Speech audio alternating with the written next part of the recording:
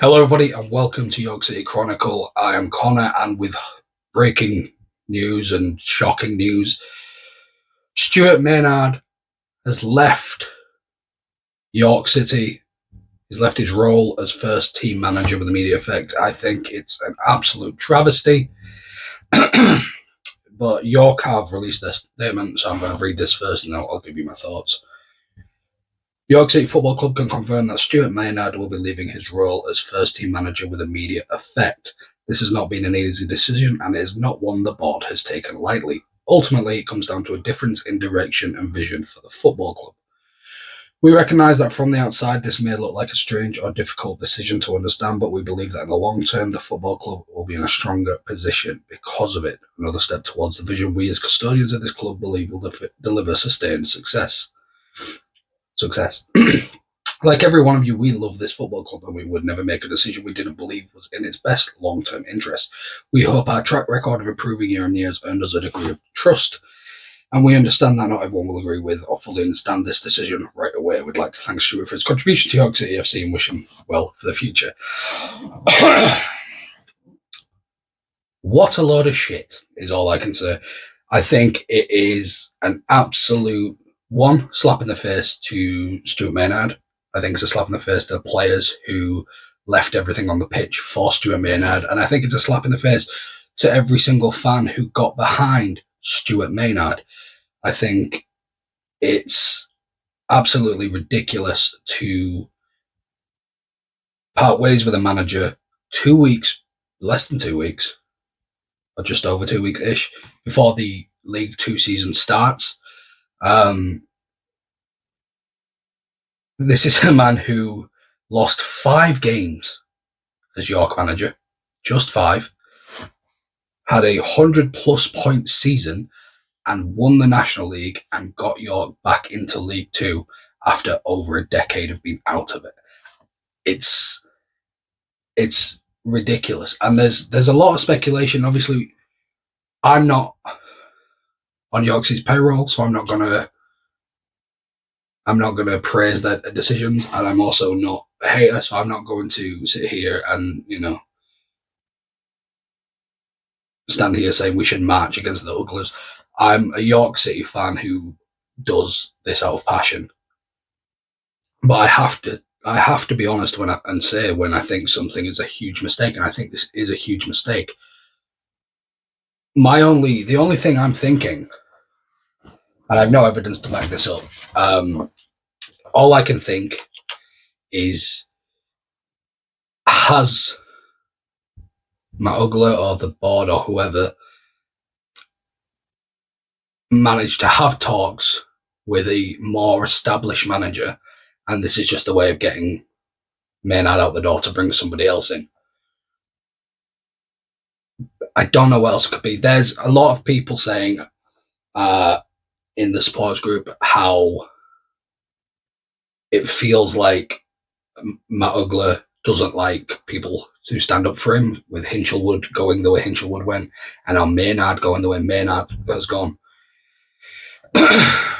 There's no evidence, obviously, to support that unless something else comes out, which I don't think it will, unless it's maybe from Maynard himself. But it's an absolute. I think it's ridiculous. I think it is absolutely ridiculous. And look, realistically, whoever takes Maynard's place, I hope the best for them. Do you know what I mean? Whoever is the new manager of York City, I want them to succeed because I want York to succeed. And this is, like I said, this isn't a grab the pitchforks rant or anything like that.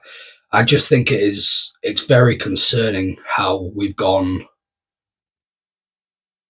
all through the holiday between the season ending, and we've gone all the way through pre-season. There's one friendly left, which is Peterborough, which is Paddy McLaughlin's testimonial. And then it's the Carabao Cup, and then it's the league. There's 8 days roughly. What are we on? At the time we're 26th of July. So yeah, there's 8 days before York versus Crawley in the Carabao Cup preliminaries. And it just seems like a ridiculous time to do it unless they've already got someone ready before this happened. I will say, I think this line, pull my laptop back just so I can get the direct quote. I don't want to get it wrong.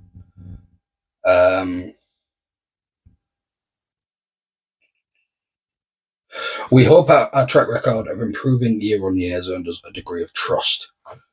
That, I think, is a ridiculous thing to say, because Hinchelwood got us so close to the line, right? And I do believe if he had another season, he'd have got us up. And you got rid of Hinchelwood, and we got Maynard, and it went well, right? Clearly, that was the right decision. As I'm sure, I do remember there were questions about Hinchelwood when he was let go, but because that's essentially what they're alluding to.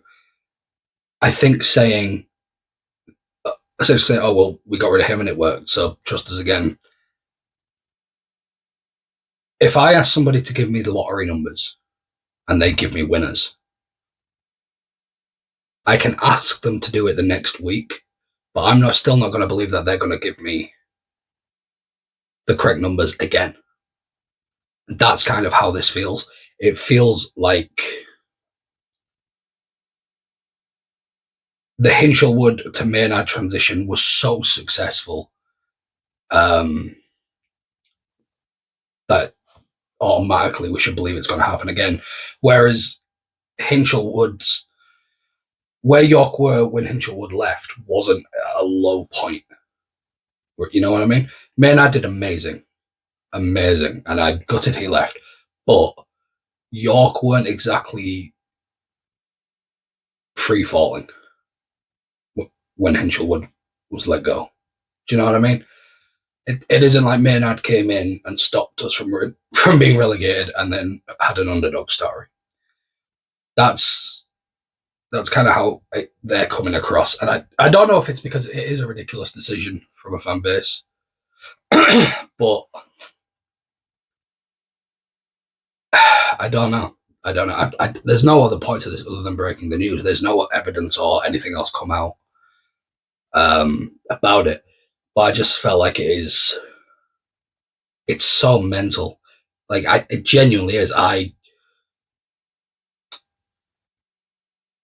Maynard would have been the last person I thought I'd be doing a video on about, breaking news, this person's gone. I don't understand it. And I think it's going to definitely tarnish the trust between the owners and the fans, 100%. Whoever comes in needs to go above and beyond when it comes to performance. Like, they need to do wonders with York, because York are 9-1 favourites to win the league, which is the fourth best odds a bookie has given a team in League Two, and we've just come up.